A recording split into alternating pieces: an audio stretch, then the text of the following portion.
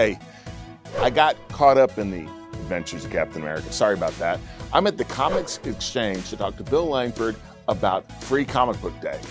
Where is Bill? Oh, there he is. He's talking with Wonder Woman. Hey, Bill. So we've been here 20 years, 21 years now. Opened in '99. And this will actually be the 20th year that we're doing Free Comic Book Day. So it's a 20th year anniversary. From the time I was a kid, I was always into kind of sports cards and comic books. And then I just kind of focused on the comic books, and the sports cards went to the side. But I've always been a huge fan of comics and movies. Yeah. What is everybody interested in right now?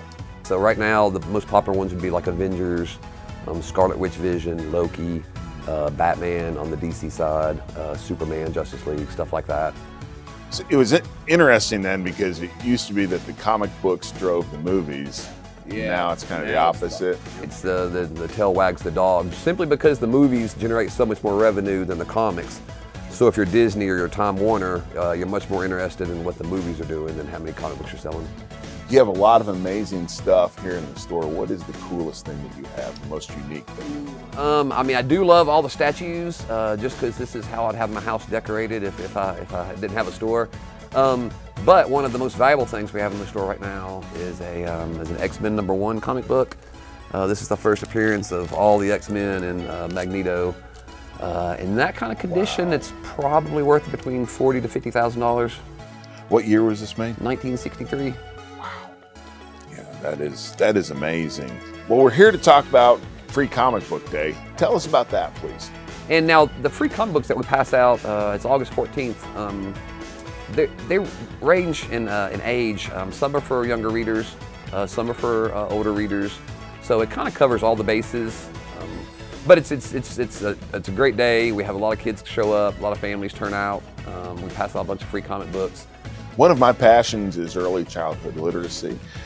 How do comic books play into that, you think? I think the difference is it blends the visual medium with the literary medium. So for a lot of kids that like to have the visual along with the written, it helps them a lot. And let me get a shameless plug for Read City USA in here. Remember, if you're reading comic books, please log that time too.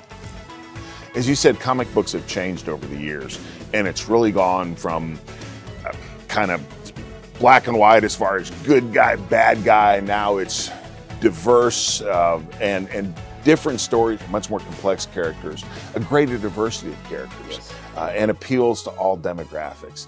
But they really do offer something for everyone now, don't they? My buddy Mark has a good saying. He says, I grew up with comics and comics grew up with me. Meaning that the comics he read when he was a kid aren't the same comics as he's reading now. That the stories have gotten more mature, more advanced, more inclusive.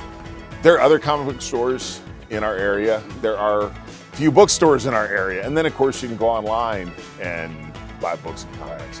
What makes your store different? Yeah, we feel that, being here 20 years, that we've become part of Knoxville's community, especially in the downtown and the South Knoxville area. We have a lot of neighbors that we're friendly with, that we've met over the years and that we stay in touch with. And we've been here a long time. And the great thing is, after 20 years, I've gotten to see a lot of kids come into my store. And when they come back now, they're in a military outfit, or they're married, or they have kids. And so we've reached that point in my business now to where some of the kids have grown up. And it's neat to see kind of the progression in the families and the time. Well, Bill, thanks for your time. Keep up the great work and appreciate you being here. Thank you, Mayor. Thanks for coming.